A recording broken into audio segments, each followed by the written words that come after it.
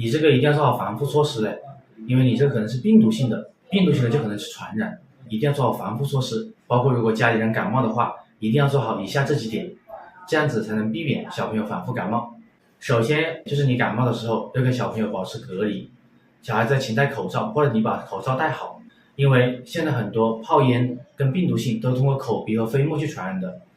一个打喷嚏啊或者一个擤鼻涕都可能导致你传到小朋友身上去，小朋友抵抗力本来就比较弱，这样子就容易感冒。其次可以用艾叶烧一下去熏整个屋子，像我们以前小时候经常做的，像我们以前经常用艾叶烧一下去熏整个屋子里面，这样子可以有效的帮助杀灭病菌，有效的防止那些病毒的一些传染。